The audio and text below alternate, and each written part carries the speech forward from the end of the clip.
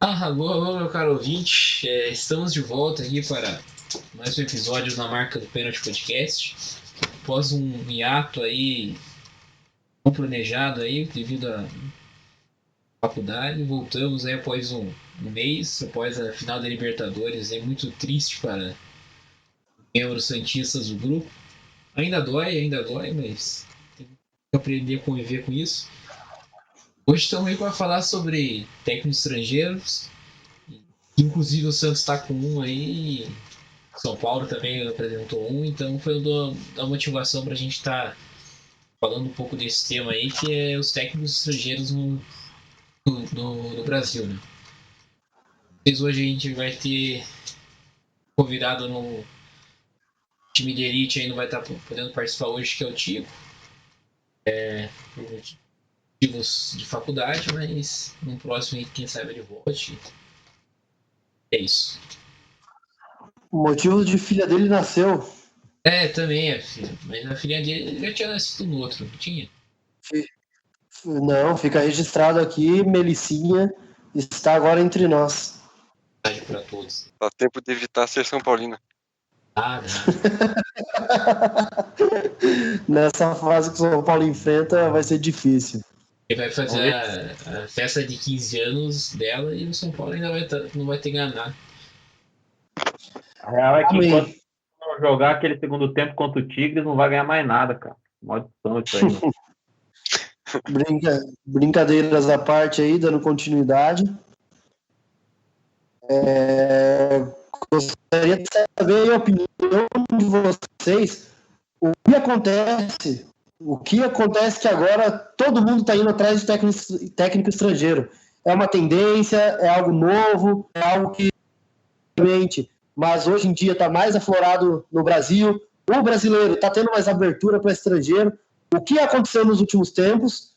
Obviamente, diante do cenário de 2019, que é um agravante com toda certeza um agravante para esse movimento, com o sucesso de Jorge Jesus e Jorge Sampaoli, no trabalho no Santos, especificamente, que fez com que esse movimento em 2020, agora 2021, voltasse a crescer. Qual a opinião dos senhores? Cara, vamos lá. Vou começar aí o bate-papo hoje. Acho que, cara, você tocou num ponto-chave aí, cara. Acho que o sucesso de 2019 do Jorge Jesus foi uma mudança de chave ali, cara, para começar essa tendência da gente começar a buscar técnico estrangeiro, cara. Visto tipo, o que o Flamengo jogou naquele 2019, que se você for parar para pensar, porra, a nível europeu, assim, o Jorge Jesus não passava nem perto da primeira prateleira dos melhores técnicos ali. Mas, cara, considerando que o nível do nosso futebol está cada vez pior e a gente está tendo, enfim, uma piora considerável aí nos últimos anos, entendeu? E principalmente a gente está se distanciando muito do futebol praticado na Europa, o cara chegou aqui e deitou, cara. E aí isso chamou muita atenção e, lógico, você vê um time fazendo alguma coisa que dá resultado, você naturalmente vai querer copiar o que esse time fez para, né, conseguir ser competitivo e ganhar títulos também, cara.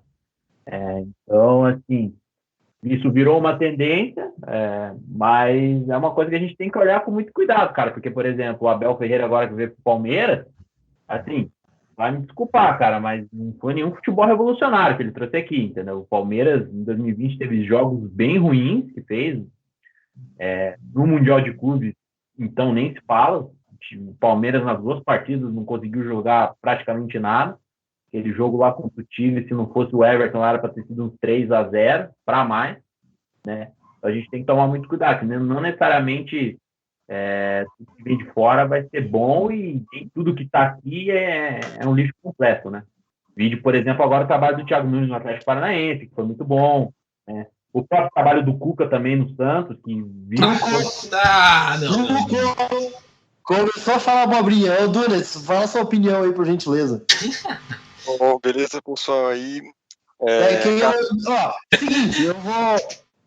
Lendo o podcast, elogio o trabalho do Cuca no Santos, usando o argumento tira leite de pedra, é interrompido. Você nem deixou eu terminar de falar, cara. que você ia falar essa abobrinha, já interrompi antes, eu te poupei. Aí, tirando conclusões necessárias, só terminando meu raciocínio, ia falar o seguinte, que o trabalho do Cuca foi muito bom, visto todos os internos que o Santos passava, o time mostrou um futebol tipo, bom, legal, se vê, principalmente contra o Boca, que, tipo, o Santos passou.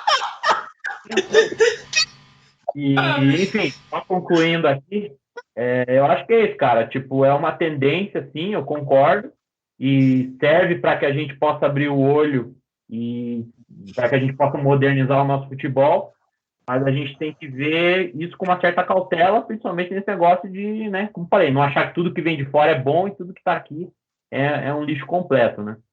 E só para completar o trabalho do Gesualdo, né, técnico do Santos, acho que era esse o nome dele, que foi um lixo completo. Não ficou, acho que nem 2, 3 meses lá. Então, a gente tem que ponderar sempre essas coisas, sabe? O próprio trabalho do Torren Domenech, lá do Flamengo, enfim. A gente tem alguns exemplos de técnicos estrangeiros que não necessariamente vingaram aqui. Dominique Toretto. Mas aí a gente, só cortando ali a Visunetes antes, o pessoal não foi um lixo, foi pior do que o Cuca. Não, o trabalho do Cuca foi muito bom, cara. Não foi, velho. Não foi. Não venha me falar. Cara, é igual você fazer. Vamos pegar. Vou interromper. Você vai fazer uma prova de 40 jogos. Vamos supor 40 jogos na temporada. 40 jogos para analisar. Se você pegar uma amostragem da Libertadores, o Cuca é o melhor treinador do mundo. Boa, Didio. Comentário pertinentíssimo. Contra o Grêmio e o Boca. Você pegar esses 4 jogos, porra, o cara tem um puto trabalho. Daí...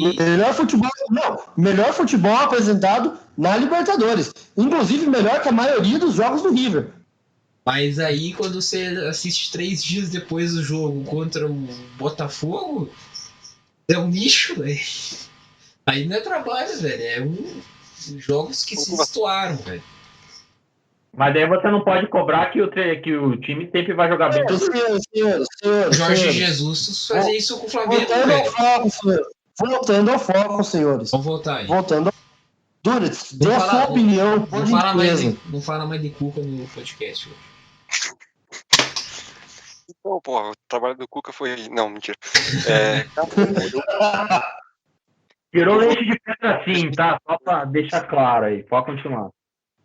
Eu voltaria para 2014, tipo, Copa do Mundo. A gente viu que o nosso futebol falhou e a gente precisava de resposta. Eu acho que um dos primeiros clubes que foi atrás de um técnico europeu aqui foi o Cruzeiro e trouxe o Paulo Bento. O que o Paulo Bento rendeu? Não rendeu nada. Mas ainda está com aquela ideia de que a gente precisa resolver imediato e precisa trazer um europeu. Que o europeu, a gente vê na Copa do Mundo, a gente já discutiu sobre a superioridade e tal. Você vai na Europa, traz um português ali e espera que todos os seus problemas sejam resolvidos. A gente sabe que não é assim, mas infelizmente essa é a mentalidade do diretor brasileiro. Se a gente pensar assim, tentar resolver as coisas de maneira interna, se reorganizar, eu acho que esse movimento ele daria uma diminuída. Mas para o momento, eu não vejo problema nenhum que essa onda continue, porque tá fazendo bem e dando uma chacoalhada no futebol aqui. Excelente. Complementando o que o Dudu falou, é muito legal a gente também parar para analisar que o futebol brasileiro, ele vive de fases, né? E, por exemplo, um tempo atrás, nós tínhamos uma crise de centroavantes no futebol brasileiro. Daí, o que aconteceu? O Atlético Mineiro, por exemplo, foi lá e pegou o Lucas Prato na época. Não temos centroavante no Brasil. Foram lá e foram atrás de uns caras que estavam quase aposentados, Ricardo Oliveira, 2015, por exemplo, e o cara, centroavante, mas está com 30 e 200 anos. Vamos buscar esse cara. Agora, sei lá, o Fred, com a idade que o Fred já tinha. Então, buscando alternativas no mercado sul-americano, o Palmeiras também tinha buscado o Roque Santa Cruz, enfim, tentou pelo menos, mas de toda forma, enquanto não encontramos soluções, a gente busca alternativas, e hoje uma excelente alternativa é o mercado de técnicos estrangeiros, não necessariamente europeus, não necessariamente argentinos, apenas estrangeiros.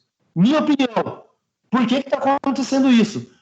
Não só o movimento de Copa do Mundo, mas especialmente esse último ano de 2019. O que o São Paulo e o Jorge Jesus fizeram foi subir o sarrafo. Simplesmente pegaram o sarrafo de nível de jogo que a gente tinha e subiram. Então, a comparação parou de ser com trabalhos do nível de Diniz, que tinha gente que achava que era o auge, de Abel Braga, Vanderlei Luxemburgo e infinitos outros. O nível não era mais esse. Esse nível de só ganhar não era mais suficiente. Tinha que ganhar impondo e tinha que ganhar jogando bem. Então, isso fez com que o mercado português, por exemplo, que é super valorizado na Europa, a gente pode Premier League 2 anos atrás, 1/4 da Premier League tinha técnicos portugueses. E foram buscar Jorge Jesus, daí veio Sapinto, Paulo Bento antes, Gesualdo Ferreira, e assim vai. O mercado português é acessível. Então, estão tentando, dessa forma, melhorar. E são alternativas. É válido. Vai dar certo? São alternativas. Mas é uma tentativa válida. Eu acho que é assim, cara. Aí entra muito também na questão de problemas muito mais estruturais que a gente tem no nosso futebol, que não tem na Europa, entendeu? Principalmente essa coisa de salário atrasado, entendeu? Da finança da maioria dos clubes da Série A tá tudo fodida. Tipo, um exemplo disso como o Pasquale mencionou, o Ricardo Sapinto, o técnico do Vasco. O cara veio de fora e tal, não deu certo. Mas, pô, cara, dá pra realmente chegar à conclusão que o cara não deu certo por incompetência dele, considerando que o Vasco é um time que tá completamente, né, mal das pernas, não paga salário, não tem uma estrutura mínima razoável, caiu agora para a Série B de novo, um time que está um caos assim, em termos administrativos financeiros, entendeu? Vai trazer um cara de fora para a casa, é a mesma coisa que você, sei lá, tá com câncer terminal, vai tomar uma aspirina e vai achar que vai resolver. Não vai resolver, cara. Só um adendo aí ao que o Pedro comentou, do Sapinto, que acho que quando ele desembarcou no aeroporto, o repórter perguntou para ele sobre se ele sabia da situação do Vasco, do salário atrasado e tal. Eu falei, não sei, o cara não sabia. Ou seja, o presidente, quando contratou, o cara não fala a real situação do clube. E traz um treinador gringo, não importa ele se é europeu ou não, a ideia é que o cara vai resolver, como o Neto foi muito sábio nas palavras ali. Trazem um cara e botam meio que vamos trazer um cara gringo, um cara europeu, porque o europeu vai ter uma dominância tática melhor, vai ter uma noção tática diferente, vai fazer o nosso time jogar aqui do jeito que tá. E nem sempre vai dar certo. Com licença, vou só interromper um pouquinho aqui para passar, por exemplo, alguns números de Sapinto. Vou pegar os últimos 3 trabalhos dele antes do Vasco, né? Hoje, 20 vitórias, 3 empates e 9 derrotas. Legia Varsóvia, 16 vitórias, 6 empates e 6 derrotas. Sporting Braga, 18 vitórias, 5 empates e 7 derrotas. Ou seja, em todos ele tem 1.8 aí, 1.85 de pontos por partida. Porém, se você pega o Legia Varsóvia, é um time dominante no país dele. O Braga é um time que sempre briga ali para ser 3º, 4º na Liga Portuguesa. 4ª força de Portugal. É a 4ª força de Portugal, exatamente. E o Standard Liège, eu não conheço particularmente, mas pegando aqui... Standard Liège é belga. É belga, exatamente. É um dos mais tradicionais. É um dos mais tradicionais. Só que tá em... Tá numa fase danada, né? Eu já fiz umas apostinhas em over 1.5 no jogo dele. Não. Então, hoje o Standard Liège é o 9º da Liga Belga. Apenas situando assim, é o 9º, e se ganhar uma partida já pula para 5º, 6º. Então, assim, não é um time bobo também. Não vai ficar perdendo pro último colocado, sabe? Então, a gente fala assim, o Ricardo Sapinto era a solução pro Vasco. Pensar Luxemburgo era a solução. A diretoria do Vasco é a menos coerente do Brasil. Então, eu acho que até é um trabalho fora da curva, devido às expectativas, devido ao que o torcedor do Vasco esperava no início do ano, aquele negócio de aquela palhaçada daquele outro Ramon, que também, pelo amor de Deus. Então, assim, o técnico estrangeiro não é a solução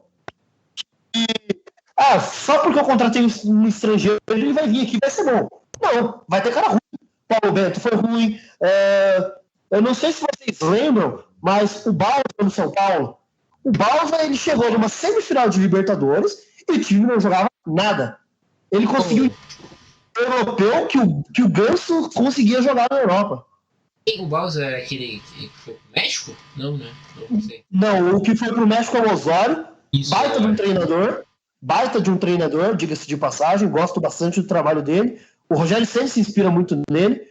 E o Balsa é o que assumiu a seleção argentina e deu tipo 5, 6 jogos. Demitido da seleção argentina, você não serve pra nós. Que é o cara que tem o Messi no time e quer retrancar o time, a cabeça do cidadão. Assim, cara, só rapidinho que eu tava falando lá, é bem isso, cara. Assim, tem muitas outras coisas envolvidas e não dá pra achar que tudo vem de fora necessariamente vai ser bom. Sim. No caso do Vasco, por exemplo, na minha opinião, o que ia resolver era jogar o time pra 4ª divisão, igual fizeram com o Rangers lá, e fazer o time subir, cara, começar do zero, mano. É a única solução. Cara, que outra solução você vê pro Vasco da Gama? Vasco, Botafogo, esse time Vamos fazer o seguinte. Agora é uma crítica até a mim isso aí. Próximo tema de podcast, a gente pode fazer a desgigantização de alguns clubes. Fatores que levaram a isso. Porque a gente fica toda hora voltando nesse sistema aí, porque o Vasco é um ótimo exemplo. A gente vai ser xingado. Não tem problema. A intenção é gerar polêmica mesmo. Então, vamos continuar o negócio dos técnicos estrangeiros. Então, falar, sei lá, do Dominique, essas porra. Vamos pegar. O Dunés falou que começou lá na Copa de 14 e tudo mais, teve isso. Não, então é muito legal de falar. É legal porque, quando você pensa em trazer um técnico estrangeiro, é legal, eu acho bacana. Não sou contra. Mas tem que ser pelo motivo, por exemplo, de o trabalho desse cara é bom, eu acredito na filosofia dele, acredito que vai dar certo no clube. Por exemplo, acho que 2016, 2017, o Santos foi atrás do Bielsa. Não tinha, assim, na época, um movimento tão grande atrás de estrangeiro. Não, foi 2013. Era um ou outro time que iam atrás de estrangeiros, porque às vezes só tava opção no mercado nacional. Que o cara não queria trazer um medalhão, porque é um problema do futebol brasileiro técnico. E não se renova técnico. Você pode ver aí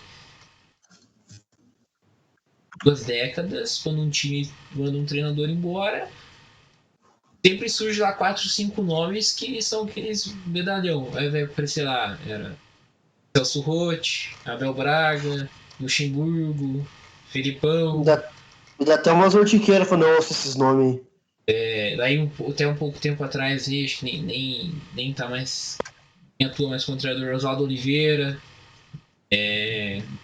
René Simão, Tony Lopes, uma época lá, Paulo Autuori, tudo esses caras velhos. E não tem uma renovação. Aí os caras, não tem treinador no mercado brasileiro, vão buscar lá fora. Daí começaram a buscar lá fora. Daí teve o Jorge Jesus, teve o Osório no São Paulo no Santos.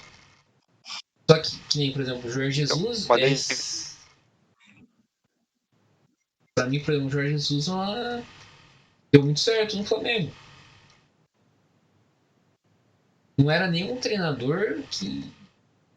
um puta treinador top na Europa que, sei lá, o time da Premier League tava disputando pelo cara. Era um cara que tava lá meio que afastado. A gente vê meio que a decadência até do futebol brasileiro, a gente relacionando com um dos temas lá que a gente falou da superioridade europeia, onde um treinador top no Brasil, que foi o Jorge Jesus, é um treinador que na época era renegado na Europa. Hoje a gente vai atrás de uns treinadores que não tem tanto nome na Europa assim e os times vão atrás. Como foi o Santos, que foi atrás do Gesualdo, o Vasco, que foi atrás. Então, assim, o Jorge Jesus ele não era nem um cara renegado, mas ele era tipo segunda, terceira prateleira na Europa, né? Ele não era uma prioridade de nenhum isso. Talvez renegado talvez foi uma palavra meio forte. Não, acho que mal assim, mesmo, mas... Mas, por exemplo, assim, não era um cara que, sei lá, o Everton pensa em contratar. Sim. Wolverhampton. Não. O cara tá lá, velho. Então, assim, a gente tá numa segunda onda. A gente teve aquela questão ali dos técnicos medalhões e tal. Veio a primeira onda dos técnicos que fizeram sucesso aqui na América do Sul. Vamos falar aí do Bausa, do Osório, que o Pascoal citou. Eu acho Esses que caras assim, vieram, não deram tão certo, saíram, e daí apareceu aqui no Brasil a tal da nova geração. A tal da nova geração que todo mundo falava, a nova geração Thiago Nunes, Thiago Largue, Barbieri. Teve o Jorge Ventura. Nossa. Esses caras aí. E daí, esses caras não deram certo em nenhum time grande. Então, o que aconteceu? Tá vindo mais uma onda de técnico estrangeiro. Mas ao invés os caras pegarem sucesso na América do Sul, eles estão indo buscar a segunda prateleira da Europa. O Abel Ferreira era técnico do PAOK, da Grécia. Ele treinou o Braga, foi bem, mas ele é técnico do PAOK da Grécia. O Jorge Jesus trabalhava na Arábia Saudita, não vinha mais num sucesso na Europa também. Gesualdo estava treinando o time lá do Xavi, no Catar. Então, eram caras que não tinham mais aquele sucesso e que acabaram se tornando a imagem dessa segunda onda, digamos assim, que o brasileiro está os clubes brasileiros estão tentando trazer uma nova imagem, digamos assim, uma nova ideia. Mas também, mas é o seguinte, né, cara, entra muito na questão assim, beleza, a gente tá pegando o treinador da segunda prateleira da Europa, o que a gente poderia fazer é algo semelhante com o que a Argentina faz, entendeu? Hoje a gente tem muitos técnicos argentinos atuando em clubes tipo de ponta na Europa, e alguns deles começaram a carreira no campeonato argentino, e o campeonato argentino é um campeonato que tá, tipo, uma bagunça completa, talvez até pior que o aí que tá. Você pega para comparar. Nosso campeonato paga melhor que o campeonato argentino, é uma exceção lá de, sei lá, Boca e River, vai. Nosso campeonato paga mais dinheiro, nosso campeonato é mais organizado, com exceção do calendário, que acaba sendo diferente do da Europa e aí acaba fudendo todo, questão de transferência, etc. Tem mais acessibilidade, nossos clubes são mais bem estruturados, nós temos uma saúde financeira de clubes melhor que os clubes argentinos. Por incrível que pareça, é verdade. É ridículo. Eu não estou dizendo que o daqui é bom, mas é melhor que os deles. E aí a gente entra num ponto. Por que, por exemplo, um jogador de 20 anos sai do clube lá, zero preconceito, por que um cara sai da Ferroviária para querer jogar no Santos? A estrutura da Ferroviária, disputando o que a Ferroviária disputa e tendo a ambição que ela tem. Por que o cara quer ir pro Santos? Porque é uma vitrine pro cara jogar na Europa. Porque o cara fora do mercado vem para um time no Brasil treinar e obter sucesso. Porque esse cara quer voltar para o mercado europeu. Ele queria voltar para o mercado europeu, conseguiu agora com o Marcelo. O Jorge Jesus, o sonho dele era voltar para o Benfica. Ele conseguiu por causa do sucesso que ele teve aqui. E assim... A gente tem que entender. O Kudê, dando um último exemplo, o Kudê veio para o Inter e pegou o virtualmente rebaixado Celta de Vigo, que era a lanterna do Campeonato Espanhol. E fez o Kudê, antes de ir no Inter, ele estava no Racing e foi do Racing direto pro Inter? Isso. Racing, aquele cachecol preto dele que ele nunca abandona. Que nem. Essa parada da vitrine aí, acho que até na Europa o mercado argentino tem pessoal que talvez olhe para cá. Mas, por exemplo, se a gente for ver Chile, Colômbia, Equador, cara, é um mercado muito pequeno. Então, talvez até esses treinadores que treinam, por exemplo, Quem que o Santos contratou tava na Católica. Ele quer uma vitrine também. É uma vitrine pro cara. O cara vai vir, o cara vai vir Ele treinar sempre- um ele time sempre grande falou. do Brasil, vai a Europa olhar. E às vezes não só a Europa, mas também às vezes um time da Ásia, um time da Arábia, e o cara vai lá pra fazer. Sim, não.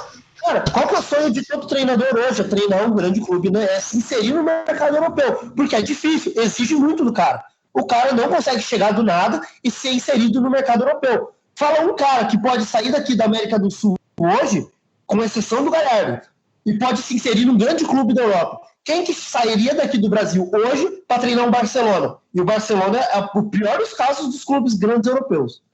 Ninguém. Só para citar como exemplo agora, o Galhardo, que é técnico do Inter, ele vem sendo muito cogitado para ir para a Europa, né? Então, assim, por que a gente não pode talvez se espelhar nisso para tentar melhorar o nosso próprio futebol, né? Nem que isso aqui sirva apenas de vitrine mesmo, sabe? Porque assim, a gente não tem nenhum técnico de ponta brasileiro. Quem vai te responder essa pergunta é o Dunes. Ô, Dunes, o que você acha da soberba dos técnicos brasileiros só porque a seleção é penta? Desculpa, não entendi. Cortou. O que você acha da soberba dos treinadores brasileiros justificando que a seleção é penta? Já ouviu ideia? Olha, você com certeza já ouviu falando frases do tipo, aquelas frases super marcantes. Por que a gente tem que aprender com os europeus, sendo que nossa seleção tem 5 estrelas? Cara, isso eu não tenho nem o que falar, sabe? Porque isso aí é a resposta mais dada por todos os comentaristas e treinadores brasileiros. Não tenho o que dizer. Só um pouquinho. Digo mais. Nosso podcast é contra comentarista. Ponto. Pode continuar.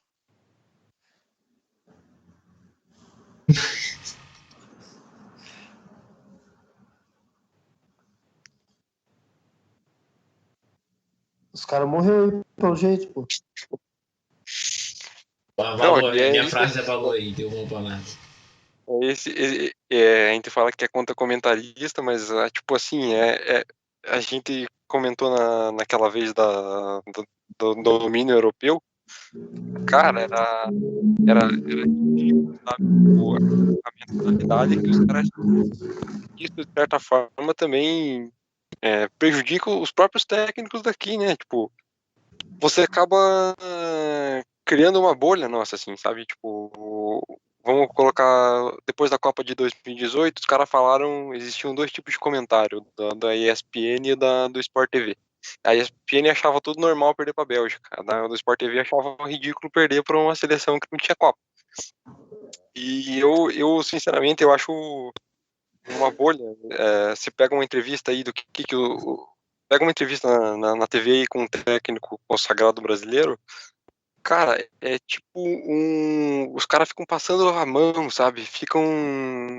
Não tem aquela crítica que vem. Os caras não conseguem criticar esses caras. E eu não entendo isso, o porquê disso, sabe? Desculpa, nós somos contra jornalistas e tudo mais, mas o Mauro César sempre fala: existe uma boa vontade gigantesca de grande parte da mídia em ser amiguinho para ter informações privilegiadas de técnicos que ficam fazendo essa dança das cadeiras no mercado brasileiro. Não posso falar mal de determinado cara porque depois ele não vai me passar a escalação com antecedência. Não posso falar mal daquele outro porque ele me fala quem foi pro DM e qual jogador que estava na noitada. Então, enquanto a gente tiver essa troca de favores, não existia.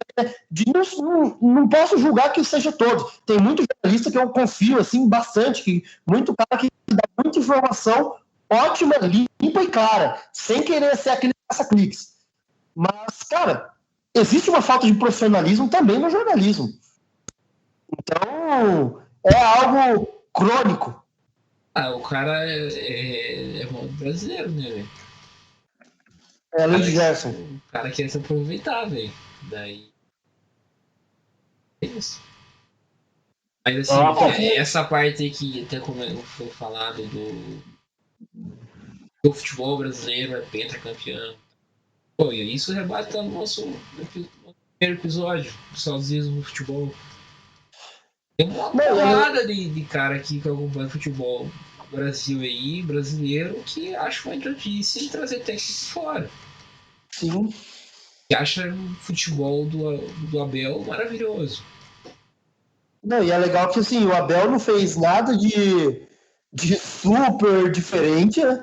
O Abel não fez nada, nossa, super maravilhoso, revolucionário, inventou o futebol. Não, o Abel tá fazendo um trabalho seguro, dando os adendos aí que ele não tem muito tempo de trabalho, ele tem pouquíssimo, ele eu acho que teve 2 ou 3 semanas livres aí de trabalho. O Abel que eu digo do Inter. Ah, perdão, pra mim é o Abel do Palmeiras. Eu percebi que você estava indo pro Palmeiras, não, pera, era. Mas assim, o Abelão. vale pro Abelão também. Nenhum dos dois fez um trabalho maravilhoso. O futebol jogado, ok. O Inter.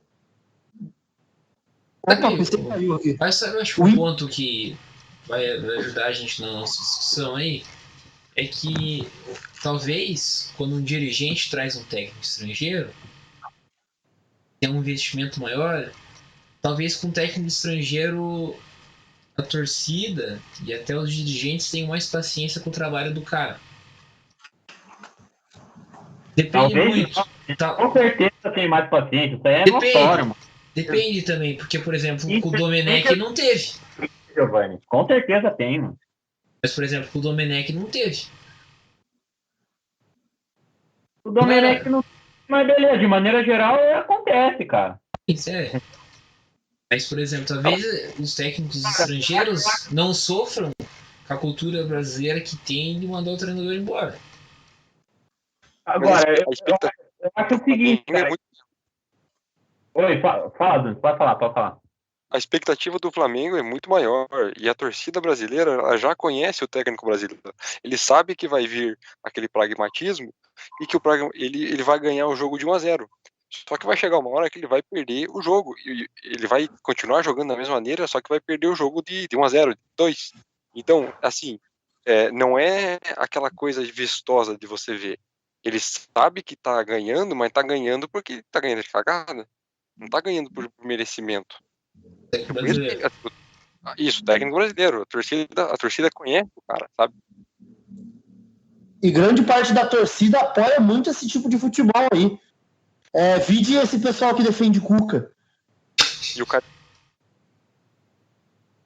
Não, cara, eu acho porque assim. É no seguinte, cara, vocês mencionaram esse negócio da gente ser pentacampeão mundial, não sei o quê, e, cara, isso serviu pra gente se acomodar muito, entendeu? E achar que a gente é o melhor futebol do mundo, entendeu? E que tá tudo ok, esse nível de futebol que a gente pratica aqui, que só piorou conforme os anos passaram, entendeu? E entra uma outra questão também, que acho que a gente não mencionou, que aqui a gente é imediatista demais, quer que, tipo, o treinador chegue já voando e ganhando um monte de partida seguida e mostrando o melhor futebol do mundo, entendeu? Sendo que os nossos clubes têm um monte de problemas que às vezes são questões extra-campo, de questão de salário atrasado, questão de problemas administrativos. A maioria dos clubes da Série A passam por isso ou vão passar, entendeu? E tudo isso acaba influenciando, cara. Daí, às vezes, o treinador não consegue engatar aquele bom trabalho logo de cara, entendeu? A torcida e a diretoria acabam não tendo paciência e acabam demitindo o cara. Aí entra aquela questão, será que realmente foi justo ter demitido o Torren na situação em que ele estava, entendeu? Beleza, ele teve uma sequência de resultados meio ali ruins, o time estava muito legal, mas, pô, cara, tem que dar um tempo para os caras trabalharem, tá ligado? E, por exemplo, o Torren entrou num cenário que da pandemia, ou seja, a pandemia afetou todo mundo. Com certeza afetou o jogador. Não é porque o cara ganha 500, 1 milhão que não vai afetar o psicológico dele. Uns afetem mais que uns outros, possivelmente. Mas o cara voltou na volta do calendário, onde o cara joga domingo e quarta, não tem tempo para treinar e tal. E tudo isso. Eu acho que o maior problema isso de treinadores e de clubes é a diretoria, velho. Isso reflete uma visão que tem na política do país. Por exemplo, quando o prefeito se elege, o cara pensa no primeiro mandato do cara. Primeiro mandato do prefeito, ele constrói um monte de coisa. constrói, asfalta um monte de rua, faz um monte de obra, principalmente perto da eleição, para ganhar voto. O que um presidente do clube faz? Pensa da mesma forma. O cara assume um clube, gasta com um monte de contratação, onde tem dinheiro, para ganhar um título. Talvez nem ganhe, porque futebol é futebol e você pode ser eliminado numa semifinal, às vezes nem chegar na final. O cara se reelege, chega no outro mandato, aí o cara tá pouco se ferrando pro time. Aí vem outro, vai assumir outro presidente que vai tentar fazer a mesma coisa e virou uma bola de neve. Por exemplo, virou o Cruzeiro, Santos, Corinthians, tudo time com dívidas. E por causa disso. Agora que parece que estão ensaiando alguns times de mudar, do presidente chegar, a situação é essa, não tem dinheiro, não vamos fazer, a torcida não espera. E a torcida tá meio que entendendo que essa situação, e se não fizer isso, o time vai virar um nada, sabe? Vai cair pra Série B, C e não vai ter nem mais time, talvez, daqui 20 anos. É tudo, Agora é tudo um sistema, velho. Você mencionou aí, não é porque o cara ganha 500 mil por mês que ele não vai sentir e tal. Agora, você imagina quando o cara, às vezes, nem salário ganha. Então. Tudo isso tem que pensar e relevar, cara. E brasileiro é muito imediatista, não tem paciência com essas coisas, né? Números de Dominique Toretto. Média de pontos no Flamengo: 1,92, 15 vitórias, 5 empates e 6 derrotas. Essas vitórias incluem 2 vitórias sobre o Atlético Paranaense pela Copa do Brasil, ganhou a ida e ganhou a volta, e culminou a derrocada dele após essa classificação. Tinha perdido aquele 4-1 para o São Paulo em pleno Maracanã, e tomou um 4-0 do Atlético Mineiro fora de casa. Ou seja... Oi, pode falar. Pode terminar que depois eu levanto. Então, nesse imediatismo, o cara tinha ganhado 2, empatou, ganhou mais 2, empatou, ganhou mais uma, aí tomou uma goleada pelos pontos corridos, que dá para recuperar, terminou de ganhar uma classificação de Copa do Brasil e tomou mais uma goleada. Então, assim, em 2 jogos de pontos corridos, o cara tomou 8 gols e isso foi motivo para demissão dele. Não que talvez eu não acho que seja. Talvez eu acho que até penso que o trabalho do Toretto aí não daria tantos frutos ao Flamengo como eu pensei antes que daria. Talvez tivesse estagnado, os jogadores fazendo corpo mole. Mas fato é que o Flamengo, durante todo esse ano, com todos os treinadores, isso não é de um treinador para outro. É com o Jorge Jesus, que começou o ano passado, é com o Toretto e é com o Rogério Ceni. Cria muito e faz pouco gol. Então, assim, técnico não é tão problema para o Flamengo, porque os jogadores criam. Mas quem que tem quem tem as costas largas para falar assim, já ganhei Libertadores, Brasileirão, outro Brasileirão agora, já ganhei tudo isso. Quem que vai me tirar do time? Qual técnico que vai chegar ali para tirar esse cara do time? Só se os caras contratar o Guardiola amanhã. Era nessa linha que eu ia perguntar. O quanto que vocês acham que o jogador brasileiro respeita o técnico brasileiro e o técnico estrangeiro? Ou até por questão de característica, o cara ser mais jogadorzão, ou o cara ser mais centrado, tipo o Domenech não tinha aquele histórico de jogador, igual, por exemplo, o Renato Gaúcho tem, igual o Rogério Ceni tem. Quanto vocês acham que isso está pesando nessa análise? Eu acho que, assim, no comparativo com a Europa, o treinador tem muito mais condição de trabalho na Europa. Eu acredito, né, que tenha muito menos panelinha em clube. Não que não tenha, porque tem. Tem. E até porque é mais difícil, talvez, um time europeu ter panelinha, porque um time tem caras de diferentes nacionalidades e tal, etc. É mais difícil ter uma panelinha nesse sentido. E no Brasil, que o histórico de atleta brasileiro, de futebol, jogador brasileiro, é fazer panelinha. Derrubar treinador. E a gente sabe, já viu o caso de jogador que derrubou o treinador, que fazia corpo mole, sei lá, o treinador queria concentrar na sexta, o treinador não deixava o cara sair no sábado antes do jogo, o treinador queria treinar na segunda-feira. A gente sabe, já ouviu isso aí. Então, é difícil fazer uma análise também se quão tangível é isso, porque tem um técnico estrangeiro, tem os casos em outros clubes, talvez o jogador brasileiro tenha um respeito maior, talvez a diretoria tá bancando mais o cara, sabe? Tu sabe que se o cara perder 3 jogos, a diretoria não vai tirar ele, porque a diretoria... Cara, o pau no maior da diretoria, talvez algo nesse sentido, sabe? Não sei. Acho. Cara, eu acho o seguinte, ó, eu vou discordar do que o Giovanni disse aí, vou discordar frontalmente, na verdade, porque assim, já me vem inúmeros casos de times europeus que fizeram panelinha para derrubar técnico. Não, eu não falei que não tem panelinha.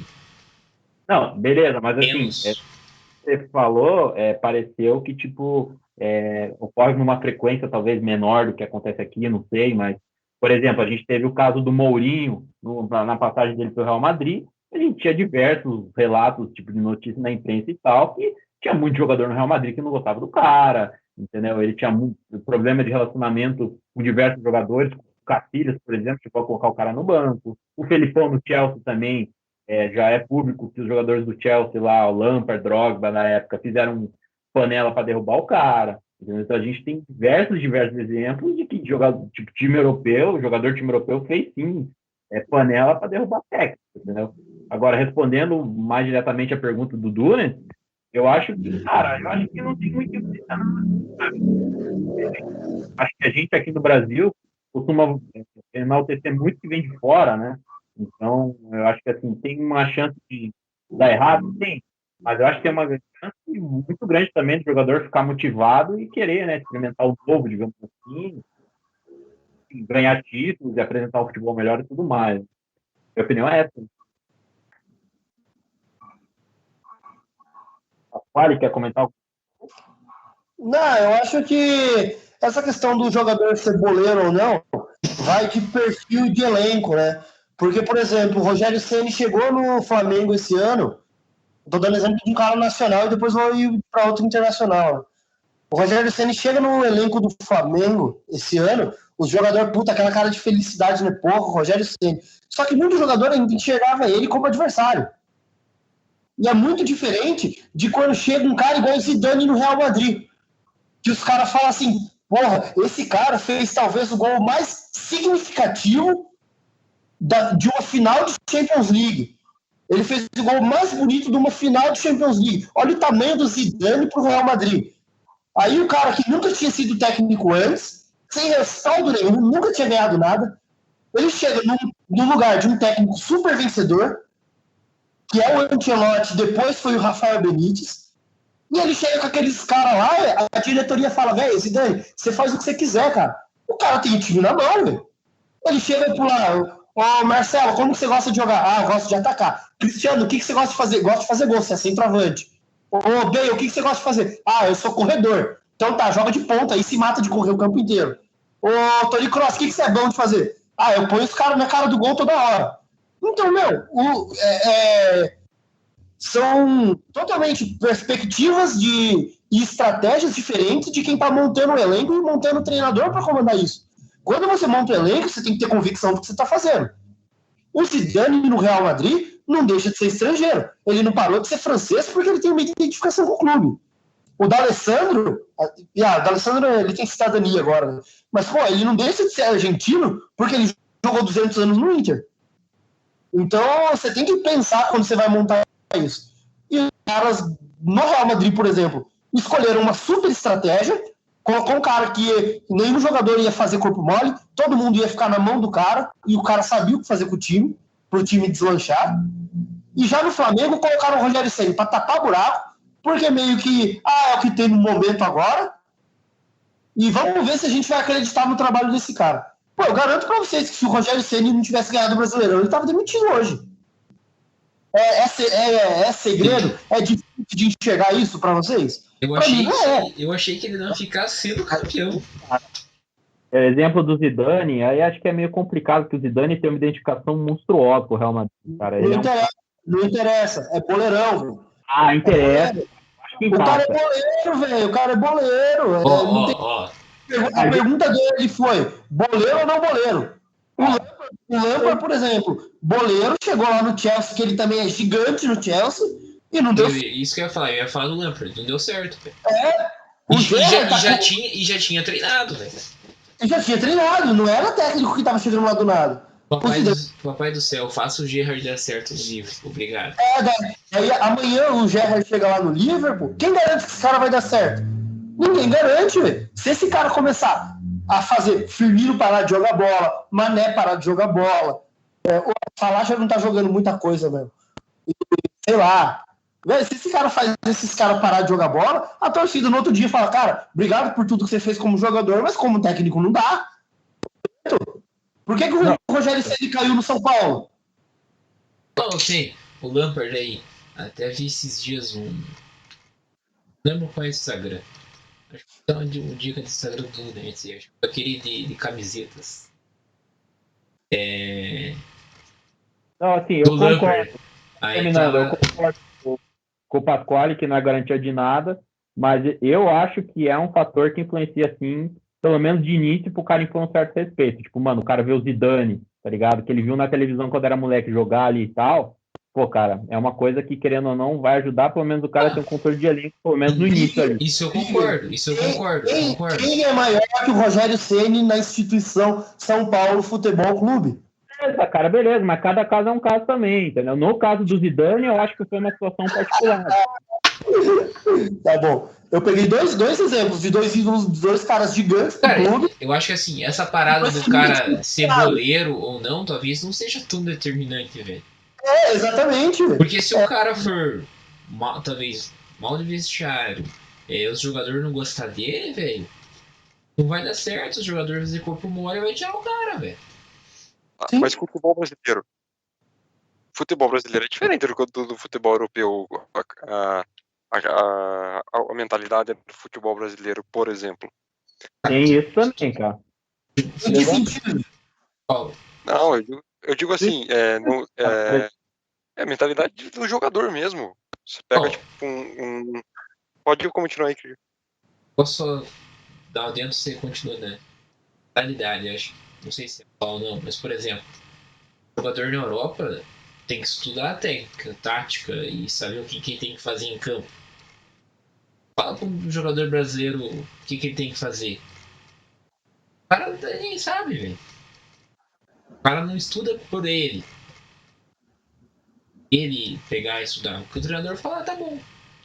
Na Europa tem jogador que estuda tática. Porque o treinador pede, o cara vai estudar.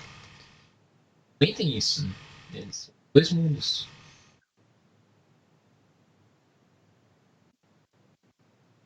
Eu ia falar que esse negócio de perfil de jogador não tinha nada a ver, mas quando eu paro para pensar, toda vez que algum clube europeu juntou para derrubar técnico, era o sul-americano.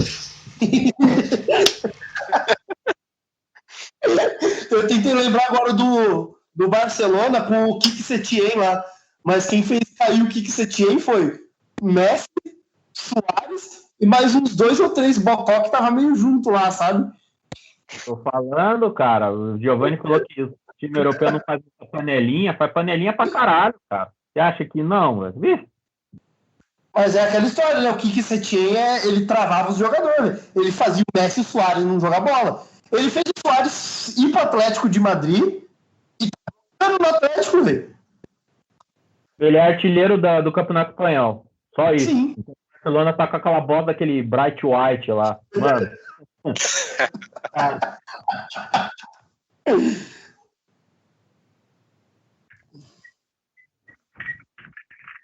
Eu gostaria de lançar uma pergunta agora para os senhores.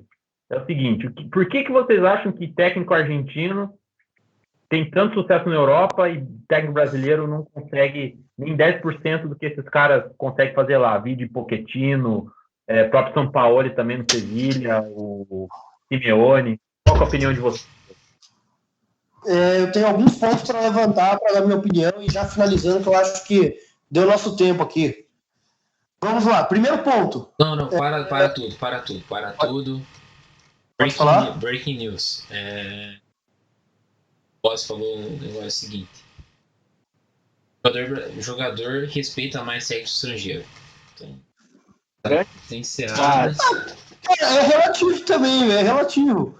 Por exemplo... Não. Meu pai falou, acabou, tá certo. Cara, mas assim, seu pai tá certo num caso que nem o Crespo chega no São Paulo. Pô, os caras olham e falam assim, pô, o Crespo dividiu o campo com o Ronaldo, o Crespo fez gol em Copa do Mundo.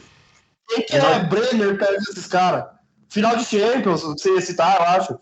Pô, do Crespo, lembro até hoje disso aí. Pô, é o Crespo, velho. Não tem como você não respeitar. Agora chegou os olhos, os caras falando, nunca chutou uma bola, velho. O que esse velho sabe? É relativo, velho. Aquele que era da seleção, que tá na seleção peruana lá, que foi técnico do Palmeiras, Ricardo Gareca. Pô, os caras olham pra esse cidadão e falam, mano, o que esse doido tá fazendo aí, velho? O que esse cabelo de boneca tá fazendo aí? Então, eu acredito que é relativo. Mas existem esses fatores aí de jogador, de técnico que já tem um histórico, que já ganhou alguma coisa, porque o técnico dificilmente vai vir estrangeiro aqui sem nunca ter ganhado nada e sem nunca ter apresentado um bom trabalho.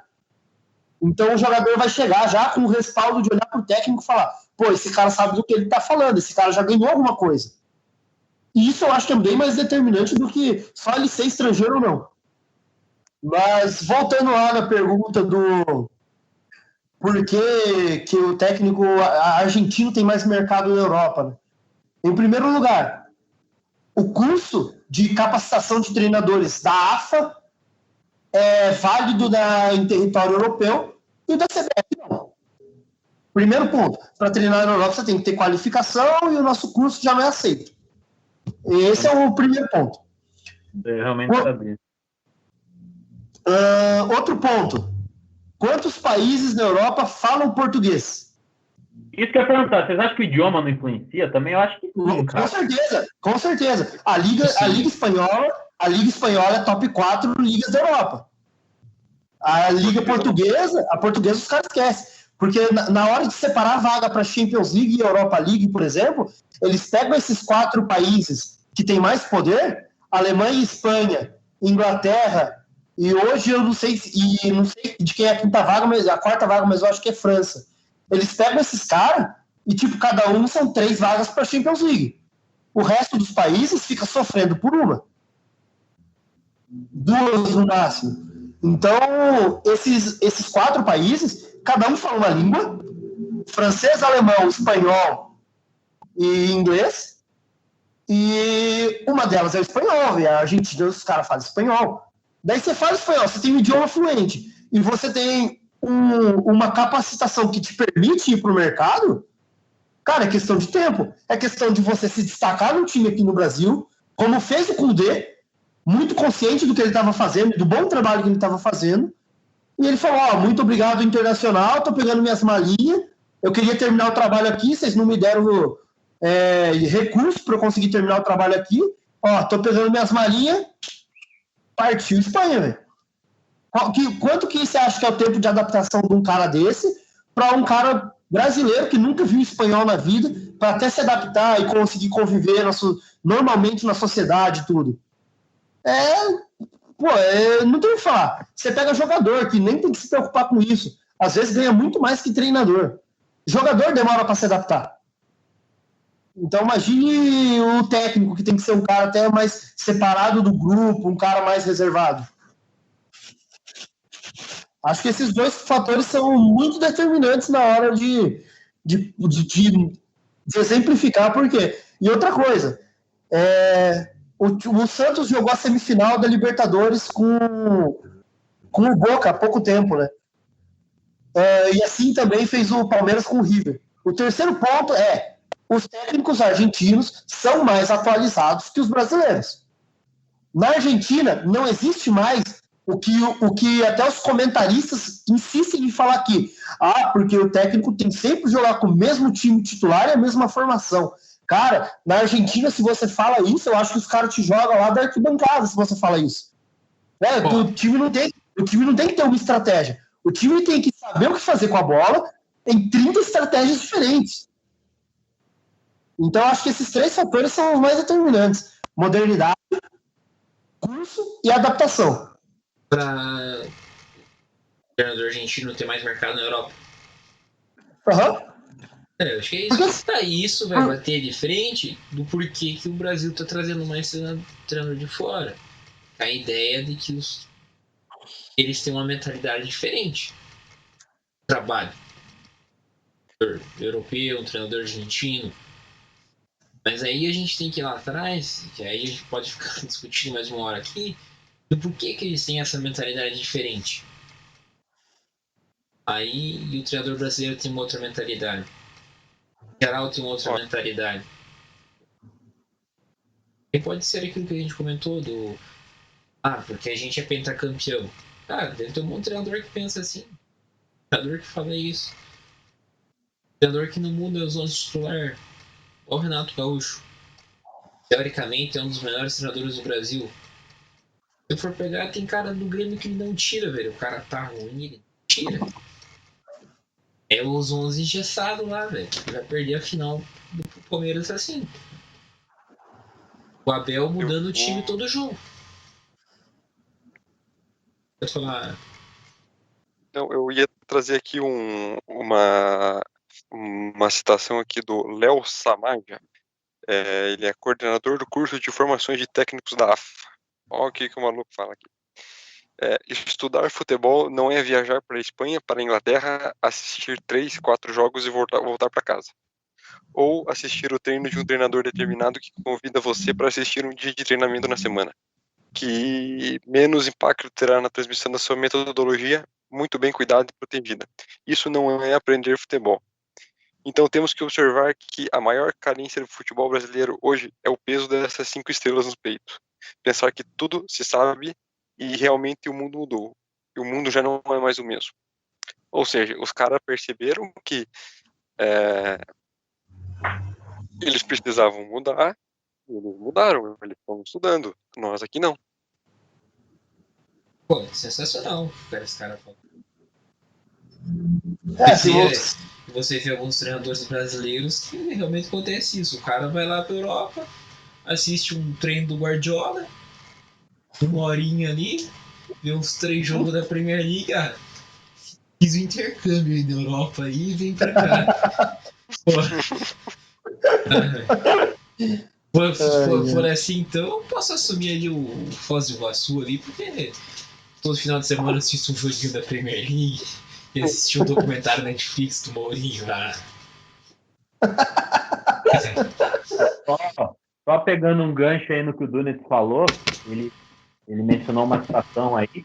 Agora eu vou mencionar outra, indo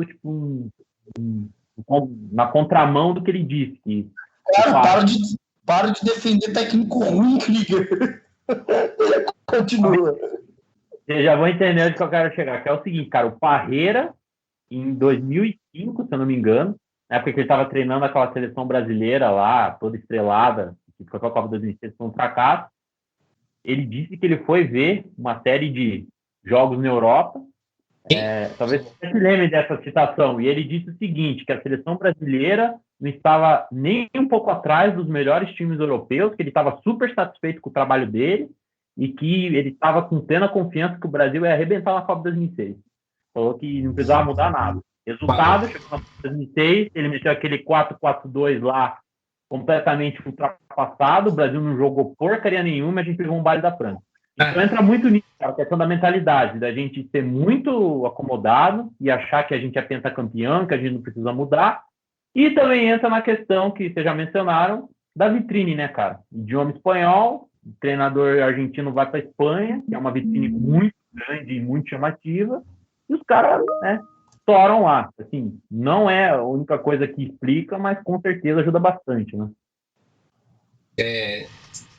Dentro aí ao que o Krieger colocou aí, falando do Parreira em 2006,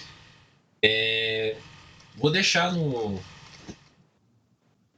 nesse episódio aí, o pessoal pode pesquisar, vou até postar no Instagram, publicar o episódio, o link para o vídeo do Biratan Leal, canal no YouTube dele. Muito bom. Ano passado ali, quando começou a pandemia, tava com o calendário suspenso, as emissoras estavam passando os jogos, né? E passou a final de 2005, né, com a Copa das Confederações, que o Brasil ganhou da Argentina. O Biratan fez um vídeo sensacional. Fala de como aquela seleção jogava, e ele traz revistas da época comentando sobre e várias pessoas, não várias, mas algumas pessoas já questionavam o sistema que o Parreira ia adotar na Copa e dos jogadores que o Parreira ia escalar na Copa. Porque naquela época, a Espanha já se esboçava um tic-tac, né? Era o que ia apresentar em 2010. O futebol já se apresentava uma evolução. O Brasil e o Parreira, todo o Brasil que eu falo, vai ser não só a seleção, mas com os torcedores, de que uma filosofia, a gente é pentacampeão e tal, o Ronaldo vai decidir, bons medalhão vai decidir. É assim, o futebol mudou e o cara que tá nessa ainda, velho. Enquanto isso não mudar, e realmente fazer coisas para mudarem, vai continuar desse jeito. Vai continuar os treinadores brasileiros sendo ruins, taticamente, o futebol sendo ruim, e a gente vai virar, se duvidar, vai virar um país aí que só vai servir de vitrine para jogador e para treinador. Um comentário aí recentemente, um treinador aí brasileiro, ele assumiu o time, foi eliminado de uma determinada Copa do Brasil aí ele falou assim, que tática? Tática não existe, eu ainda nem conheço os jogadores. Acho que é bem significativo quando a gente comenta aí sobre o tema. E é isso. Vamos dar uma concluída aí no assunto e queria ouvir de cada um parecer aí sobre o que vocês acham que vai acontecer, até quando que vai ter essa onda de treinadores brasileiros, se acha que é algo bom. Acho que algo. Eu deixei. E cada um quer falar aí pra gente dar uma concluída aí. Cada um fala um pouquinho e você conclui no final. Eu só quero comentar que eu deixei claro o meu ponto de vista e meu pensamento. Estou rolanizado e por mim que o Santos continue mais uns 10 anos só contratando estrangeiro. Nada mais a comentar. Um excelente dia aí para todos que estão ouvindo. Eu vou ser bem breve também.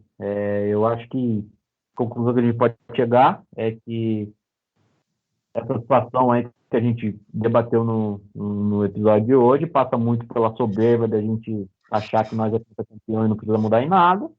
O nosso futebol está super ultrapassado, comparado com os europeus. E isso é bom sim, cara, para dar um choque de realidade no nosso futebol. Mas, novamente, a gente tem que saber lidar com isso aí e, né, ter o cuidado de que nem tudo que vem de fora é bom e nem tudo que está aqui no Brasil é ruim. Acho que é isso. Também penso a mesma coisa. Acho que a questão da mentalidade pesa muito. A mentalidade seja no dia a dia ali mesmo, no que ele pensa de futebol, dos estudos. E queria deixar aí em aberto que o melhor técnico estrangeiro atuando no Brasil não veio da Europa nem da Argentina, veio do Paraguai e treina o Coritiba. Um abraço a todos. Só acabei não comentando no começo, né? Mas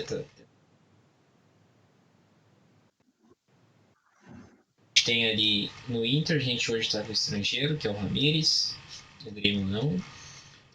Aqui no Paraná, a gente tem o Atlético Paranaense, Krieger vai me sair bem responder. Antes do Autori, estava contra um estrangeiro ou o Atlético chegou a cogitar a contratação? Cara, o Atlético Paranaense sempre cogita muita gente, mas acaba não contratando ninguém. Não contratou, né? Não chegou a contratar. Coxa, Não. o Coxa como estrangeiro. O Miguel Ângelo Ramírez, por exemplo, que agora foi no Inter, mas barrou nos valores pedidos, né? Aí em São Paulo a gente tem Santos, Palmeiras e São Paulo com estrangeiro. No Rio, Flamengo estava com o Jesus, contratou o Domi, só não contratou estrangeiro que não tinha, aí veio o Ceni. O Vasco contratou estrangeiro, o Botafogo contratou estrangeiro. E em Minas, o São Paulo estava aí até semana passada. Pô, se a gente for pegar aí dos times, tirando os times do Nordeste, todos esses times praticamente com um treinador estrangeiro atuando ou recentemente passou um treinador estrangeiro. Um dado curioso aqui é que essa tendência não é só brasileira, né? Mas no mundo todo. A gente tem, em 2018, na Inglaterra, nós tínhamos 3/4 dos times da Premier League eram treinados por técnicos estrangeiros. Isso no final da temporada, né? Se a gente pega no início da temporada, era um pouco mais, porque dos times que eram treinados no início da temporada por só um que que demitiu um time inglês, um treinador inglês. Então saiu um inglês e entraram 3 ou 4. Então. Apresentando esses dados no fim aí. O que acho que a gente tem para fechar aí é que nosso futebol precisa melhorar e a crescente demanda e procura por técnicos estrangeiros vem de nosso nível técnico que está abaixo.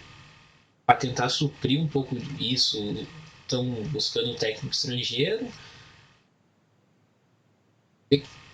Não é a resposta para a evolução do nosso futebol só trazer técnico estrangeiro, né? Uma série de coisas que a gente precisa mudar e fazer realmente um trabalho para mudar a filosofia. O Nets trouxe a situação do cara da AFA. Enquanto não mudar, eu acredito que ainda vai, nos próximos anos, a gente vai continuar uma tendência de contratar técnico estrangeiro, principalmente se os que foram contratados esse ano continuarem dando bons resultados. Se, por exemplo, o Abel no Palmeiras ganhar, por exemplo, o Campeonato Brasileiro de 21, Copa do Brasil agora, por exemplo, o Ramírez no Inter chegar bem numa Libertadores, ou fazer um trabalho bom no Santos, o Crespo dar um título para o São Paulo, por exemplo. Pense se o Crespo der um título para o São Paulo, o quanto vão falar, vão elogiar o trabalho do cara. Por mais que talvez o trabalho do cara não seja bom, mas o cara conseguiu ganhar o título. Então, se essas coisas acontecerem em futuro próximo, a tendência é aumentar ainda mais a procura por técnico estrangeiro. Tá? E aqueles times que talvez não estão dando certo técnico, vou procurar um estrangeiro. Daí o cara vai lá procurar um português, um espanhol, um argentino e por aí vai. Então é isso. Encerramos por aqui esse episódio. Muito obrigado a todos. Qualquer sugestão de tema, feedback também pode pra gente, tá? Melhor. Game lá no Instagram, segue a gente no Instagram. É isso. Muito obrigado a todos. Uma excelente semana e um excelente mês aí a todos. Obrigado.